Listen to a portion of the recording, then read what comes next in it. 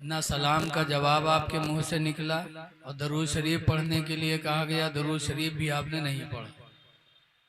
कितने अफसोस की बात है, आप महफिल में आके अपने पैगंबर पर दरूद नहीं पढ़ेंगे तो कहाँ पढ़ेंगे बताइए। मुसलमान हो के सलाम का जवाब नहीं देते।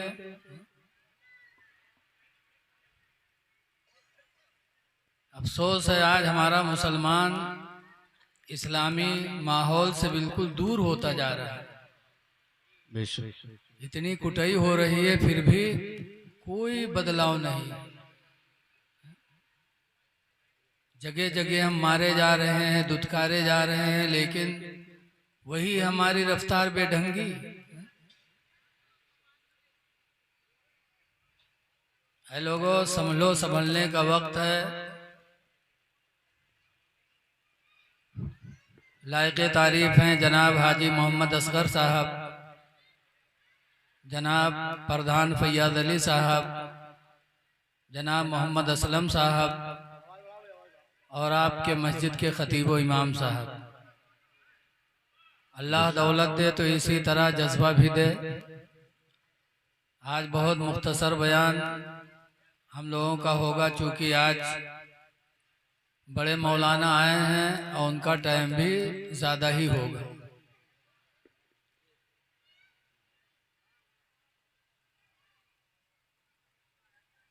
देखिए,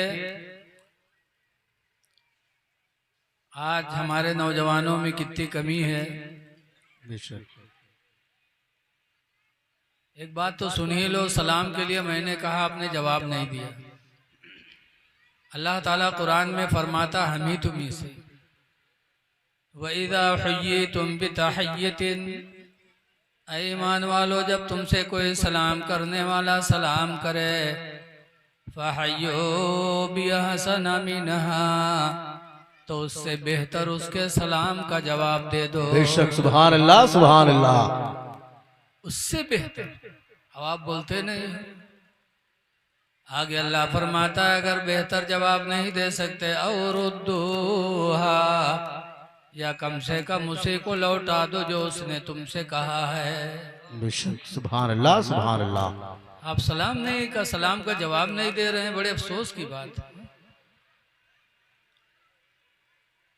अल्लाह के रसूल सल्लल्लाहु अलैहि वसल्लम जब मक्का से हिजरत करके मदीना गए थे, तो सबसे पहले जो तकरीर मेरे नबी ने मदीने में किया था वो शुरुआत इसी से थी। हुजूर ने मदीने वालों को फरमाया था, या अय्युहन्नासु इफ्शउ सलाम बैनकुम, बेशक, ईमान वालों तुम आपस में एक दूसरे से सलाम किया करो। बेशक, सुभान अल्लाह, सुभान अल्लाह। यह पहला पैगाम था मेरे नबी का मदीने में। लेकिन हाय अफसोस, तुम जलसे में आकर के वालेकुम सलाम नहीं कह सकते। कितने अफसोस वाली बात है। और दरूद नहीं पढ़ सकते। मेरे नबी ने फरमाया जिसके सामने मेरा नाम लिया जाए, मेरे ऊपर दरूद न पढ़े, वो बखील है। और बखील, शेख सादी लिखते हैं, बखील अरबुअत जाहिदो बहरोबर बहस्ती नबासत बहुकमे खबर। बेशक, बेशक, कि बखील अगर 40 साल तक इबादत करे लेकिन हदीस के हुक्म से वो जन्नती नहीं हो। तो आप अपने नबी पे दरूद नहीं पढ़ सकते, जिनके वजह से हमको दुनिया में वजूद मिला है, जिनके वजह से हमको ये सारी नेमतें मिली हैं, उस नबी पे हम दरूद नहीं पढ़ते।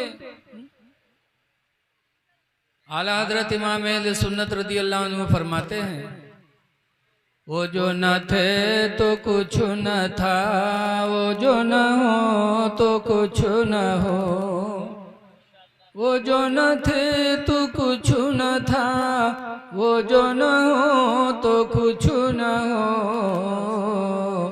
वो जानो है वो जहान की, जानो है तो जहान है। बेशक, सुभान अल्लाह, सुभान अल्लाह। दरूद पढ़ो, सलाम पढ़ो अपने नबी पे खूब कसरत के साथ। बहरहाल मैंने कुरान की आयत पढ़ी है, वक्त बहुत मुख्तसर है। अल्लाह फरमाता है वख्फिद लहुमा जनाहज़्ज़ुल्लि मिनर रहमा, ऐ मेरे बंदे तो अपने बाजुओं को उन दोनों के लिए झुका ले।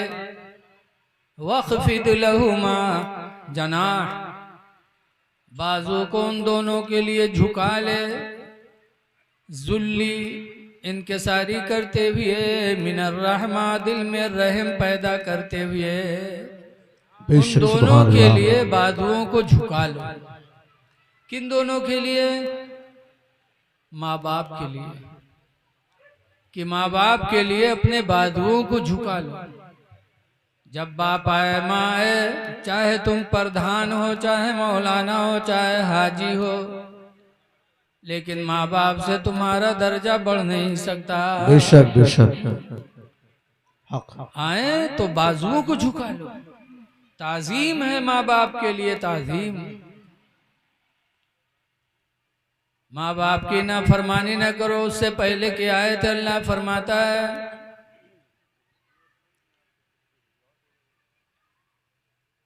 वबिल वालिदैन एहसाना, वालिदैन के साथ एहसान करो। इम्मा यबलुगन्ना इंदकल किबरी, बुढ़ापे को पहुंच जाए, बूढ़े हो जाए, अहदुहुमा औ किलाहुमा, दोनों में से एक बूढ़ा हो या दोनों बूढ़े हो जाए। फला तकुल लहुमा उफ़्फ़िन वला तनहरहुमा, तो उन दोनों से उफ न कहना और उन दोनों को झिड़कना नहीं। उफ न कहना और उनको झिड़कना नहीं, न बातचीत में कभी किसी अंदाज में झिड़कना नहीं माँ बाप को। वक़ुल लहुमा क़ौलन करीमा, और उन दोनों से मीठी बोलियां बोला करो। बेशक अल्लाह कहता है उनको झिड़को ना और उनसे मीठी बोलियां बोलो। और उन दोनों के लिए अपने बाजुओं को तादीमन झुका लो। ऐ लोगों, माँ बाप की तादीम बेहद जरूरी है। आला हजरत मुरीद है मारहरा से, और मारहरा में उर्से कासमी होता है। लाखों की तादाद में मुरीद पहुंचते हैं बरकाती। तो हुजूर सैयद नजीब हैदर हसन मियाँ खड़े होते हो, कहते हैं मेरे बरकाती मुरीदो, तुम पीर के दरबार में आए हो इसलिए कि पीर तुमको बख्शवा लेगा। खुदा की कसम, जब तक तुम्हारे माँ बाप तुमसे राजी नहीं होंगे, तुम्हारे पीर तुम्हारे काम नहीं आ पाएगा।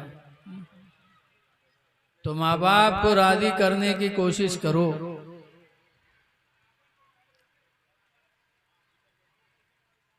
अल्लाह दे तो सबसे ज्यादा अपने माँ बाप पर खर्च करो, एहसान करो। एक सहाबी बारगाहे नबी में हाजिर होकर पूछते मन अहक्कु बिहुस्ने सहाबती, बेशक अल्लाह के रसूल मेरे एहसान का सबसे ज्यादा हकदार कौन है? हम एहसान सबसे ज्यादा किस पर करें? फ़क़ाल रसूलुल्लाह उम्मुका, तो सरकार ने फरमाया तेरी माँ है, माँ पर एहसान कर। अल्लाह दौलत दे तो माँ पर एहसान कर। कुल तो सुम्मा मन, मैंने कहा फिर कौन? तो सरकार ने फरमाया उम्मुका, तेरी माँ है। फिर पूछा सुम्मा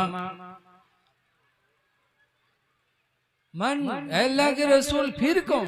तो सरकार ने फरमाया उम्मुका, तेरी माँ है। चौथी मर्तबा पूछा सुम्मा मन, अल्लाह के रसूल फिर कौन है? तो सरकार ने फरमाया अबू का, तेरा बाप है। बेशक सुभान अल्लाह सुभान अल्लाह। उसके बाद सहाबे ने न कुछ पूछा न मेरे नबी ने कुछ जवाब दिया। तो ऐ लोगों, अगर अल्लाह दौलत दे तो सबसे ज्यादा एहसान अपने माँ पर करो, अपने बाप पर करो, उन पर खर्च करो। उनको खुश करने के बाद सदका ज़कात दोगे तो बारगाह मौला में कबूल होगा। बेशक सुभान अल्लाह सुभान अल्लाह। लेकिन आज अफसोस है कि अब्बा अम्मा तरस रहे हैं, और पीर साहब को बुला के नजराना दिया जा रहा है, मौलाना को बुला के खाना खिलाया जा रहा है, नजराना दिया जा रहा है, नेताजी को बुला के फंक्शन किया जाता। फंक्शन क्या कहते हैं? और अब्बा अम्मा की तरफ कोई तवज्जो नहीं। इसीलिए अल्लाह के नबी फरमाते हैं कि औलाद तुम्हारी बेहतरीन कमाई है, तुम अपने औलाद की कमाई खाया करो। माँ बाप की सबसे बेहतरीन कमाई क्या है? मेरे नबी ने फरमाया उसकी औलाद है। तो औलाद अपनी कमाई खिलाए अपने माँ बाप को, इसलिए कि वो खुदा की तरफ, अल्लाह की तरफ से वो अपने माँ बाप के लिए बेहतरीन कमाई।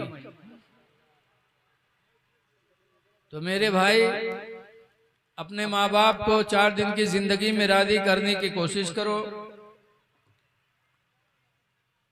अच्छे अमाल कर लो।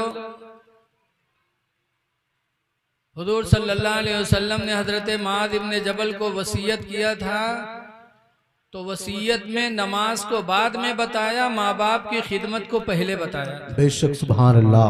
नमाज को बाद में। इसीलिए हुजूर ने फरमाया था ला तवक्कन वालिदैक, ऐ मुआज़ इब्न जबल अपने माँ बाप की नाफरमानी न करना। वही नमरा का तखरुज मिन अहलिका व मालिका, अगरचे वो हुक्म दे दे तुझको कि अपनी बीवी को छोड़ दे तो छोड़ देना। माल से अगर महरूम करें तो माल से भी दूर हो जाना, लेकिन माँ बाप की नाफरमानी न करना। ये नमाज से पहले मेरे नबी ने वसीयत किया था। फिर इस दूसरे नंबर पर फरमाया था वला ततरुकन्ना सलातम मक्तूबतम मुतअम्मिदा, और हरगिज़ हरगिज़ फर्ज नमाज को जानबूझकर न छोड़ना। तो वालिदैन की फरमा बरदारी पहले, नमाज का दर्जा बाद में। एक बात याद रखो, ताजीम। आज हम मौलाना हो गए तो मार बौखलाने घूमते हैं कि अब्बा खातिर हम कुर्सी काहे उठाई की दी, या अब्बा के हम खड़े होकर ताजीम काहे करी। हम मौलाना बन जाएं, हाजी बन जाएं, लेकिन नबी के दर्जे को नहीं पहुंच सकते, नबी के कदम के बराबर नहीं पहुंच सकते। हजरत याकूब अलैहिस्सलाम हजरत यूसुफ अलैहिस्सलाम के अब्बा हैं। यूसुफ अलैहिस्सलाम को उनके भाइयों ने कुएं में डाल दिया था और कहा था भेड़िए ने खा लिया। याकूब अलैहिस्सलाम सब कुछ जानते थे, लेकिन कहते थे अल्लाह बेहतरीन फैसला करेगा। रोते रोते अपने बेटे यूसुफ की मोहब्बत में नाबीना हो गए। 80 साल तक रोए। अब 80 साल तक रोते रोते आंखों की बीनाई याकूब की आंखों की चली गई, लेकिन अल्लाह जिसे जिस हाल में चाहे रखे। यूसुफ अलैहिस्सलाम को उनके भाइयों ने मारकर कुएं में डाला। कुएं में गए तो कहा या अल्लाह तेरा शुक्र है, अल्लाह को अदा पसंद आई तो कुएं से निजात दिया। तो मिस्र की बाजार में बिके, गुलाम बन के गए मिस्र के बादशाह के घर में। जब गुलाम बन के गए तो भी कहा या अल्लाह तेरा शुक्र है जिस हाल में तू चाहे रखे। और गुलामी के बाद अल्लाह ने उन्हें मिस्र का बादशाह बना दिया। वाकया बड़ा लंबा है, टाइम नहीं है, बादशाह हो गए। सूखा पड़ा तो गल्ला बांटने लगे। तो उनके भाई जो मारिन है उन्होंने सुनी कि मिस्र में बादशाह गल्ला बांटा थे, तो उन्होंने आए मांगे। जब आए सामने खड़े हुए यूसुफ अलैहिस्सलाम ने देखा तो पहचान लिया कि ये तो हमारे भाई हैं। तो पूछा कि अब्बा का क्या हाल है? अब्बा का क्या हाल है? क्या आप यूसुफ हो क्या? कहा हाँ हाँ तुम्हारा भाई यूसुफ हूँ। वो तो समझे रहे हैं कि हम तो मार डाले। हाँ मैं तुम्हारा भाई यूसुफ हूँ। तब वो लोग कांपने लगे कि अरे तो बादशाह है, बदला लेंगे। लेकिन नबी बदला नहीं लिया करते थे अंबिया। फरमाया ला तसरीबा अलैकुमुल यौम, आज के दिन तुमसे कोई मलामत नहीं, तुमसे कोई बदला नहीं। बेशक। बताओ अब्बा कैसे हैं? तब 12वां पारा की आयत है। भाइयों ने कहा था वबियद्दत ऐनाहु मिनल हुज़्नी, माशाअल्लाह सुभान अल्लाह। उनकी दोनों आंखें आपके गम में रोते रोते सफेद हो गई हैं, वो तो नाबीना हो गए। तो यूसुफ अलैहिस्सलाम को तरस आया तो उन्होंने अपना कुर्ता उतारा। फरमाया इज़हबू बिक़मीसी हाज़ा, मेरा एक कुर्ता ले जाओ। अलकोहो अला नहीं, उनके आंखों पे ले जाके रख दो। भाई लोग कुर्ता ले जाके पहुंचे और घर में पहुंचे भी नहीं थे, बाहर ही थे कि कुर्ते की खुशबू घर में पहुंच गई। याकूब अलैहिस्सलाम बैठे थे, हाय मेरा यूसुफ कहाँ है, हाय मेरा यूसुफ कहाँ है, आज तो मुझे अपनी यूसुफ की खुशबू आ रही है। भाई लोग पहुंचे और दिया कुर्ता, कहा यूसुफ तो मिस्र के बादशाह बने बैठे हैं और उन्होंने कुर्ता दिया। याकूब अलैहिस्सलाम ने अपने बेटे यूसुफ का कुर्ता अपने आंखों पे रखा।